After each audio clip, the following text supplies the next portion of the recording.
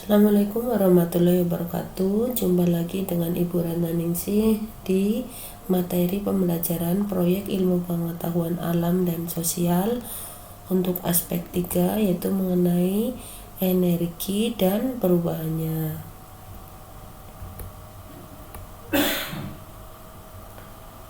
Siapa yang suka berkemah? Biasanya kalau lagi berkemah dengan teman, ada satu kegiatan yang tidak boleh ketinggalan, yaitu api unggun. Api unggun yang dibuat waktu kita kemah tidak cuma membuat area perkemahan menjadi terang, tapi bisa juga membuat badan kita menjadi hangat. Selain itu, kita juga bisa memanfaatkan api unggun untuk memasak makanan atau merebus air untuk membuat minuman hangat.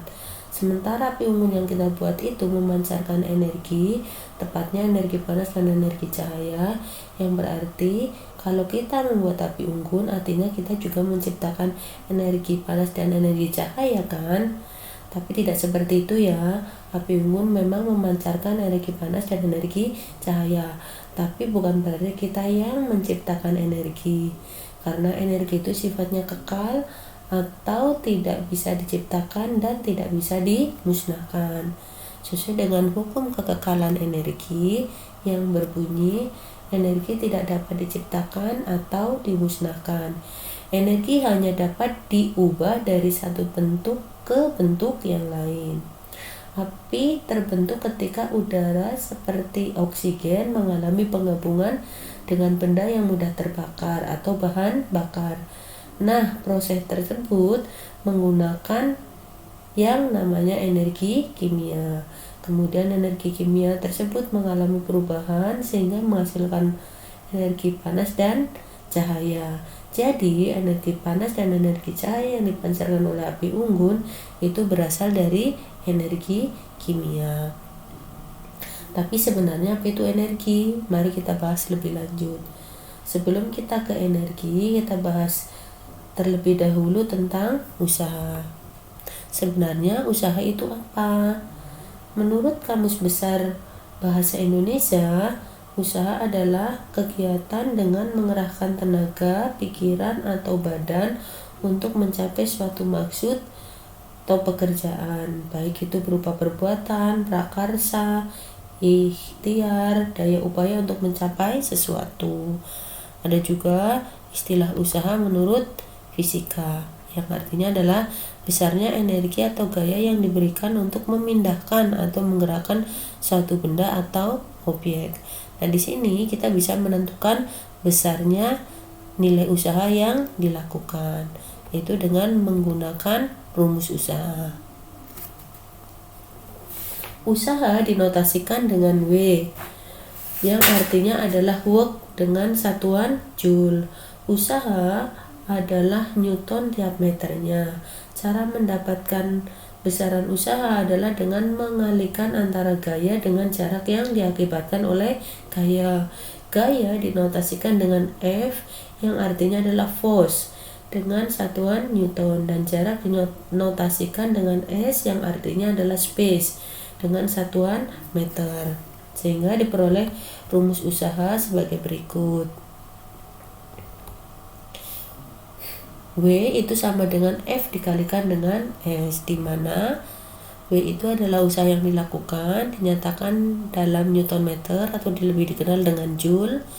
F itu adalah gaya yang searah dengan perpindahan, dinyatakan dalam Newton, dan S adalah perpindahan benda, dinyatakan dalam meter.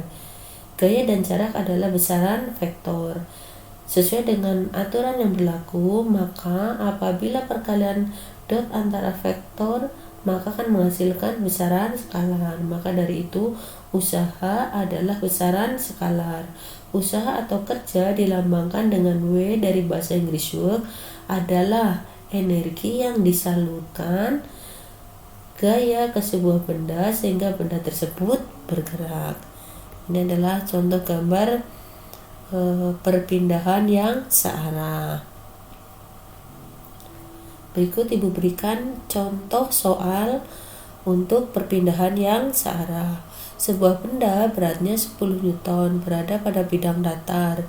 pada benda tersebut bekerja sebuah gaya mendatar yang besarnya 20 Newton, sehingga benda tersebut berpindah sejauh 50 cm. Tentukan usaha yang dilakukan oleh gaya tersebut.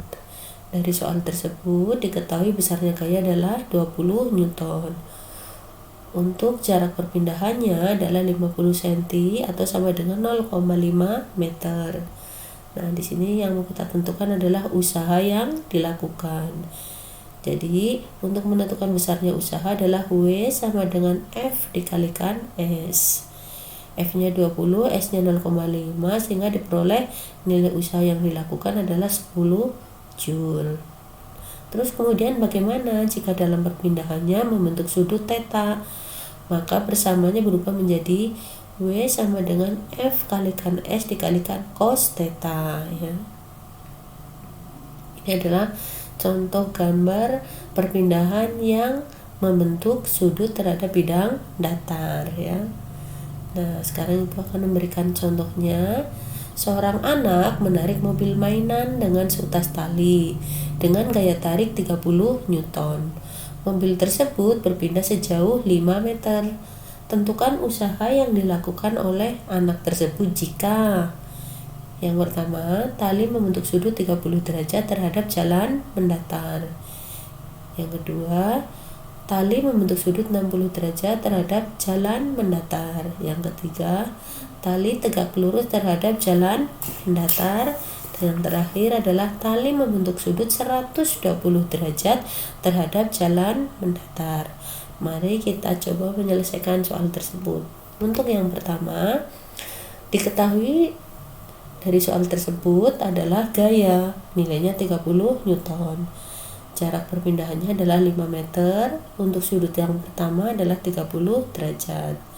Yang mau kita tentukan adalah usaha yang dilakukan. Nah, kita menggunakan persamaan W sama dengan F kalikan S kalikan cos theta. F-nya 30, S-nya 5 meter, dan cos 37 derajat.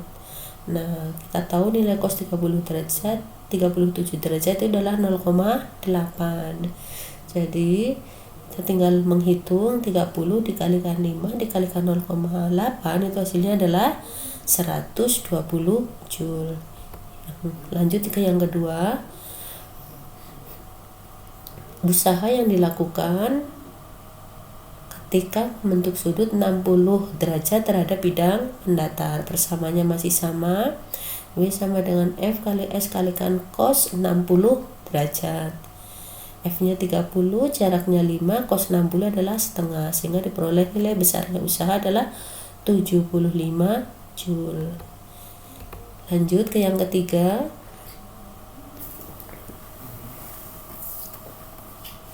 Berapa usaha yang dilakukan ketika membentuk sudut tegak lurus terhadap jalan mendatar?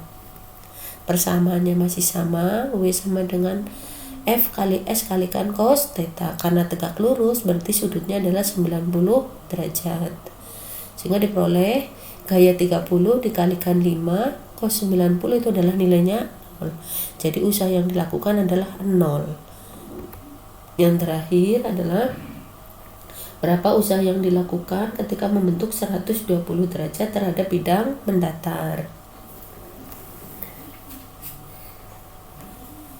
Persamaannya, jadi di sini karena sudutnya 120 derajat, kita harus mencari dulu berapa nilai sudutnya, dan ini biasanya untuk penentuan nilai sudut itu harus kita proyeksikan ke kuadran 1, ya.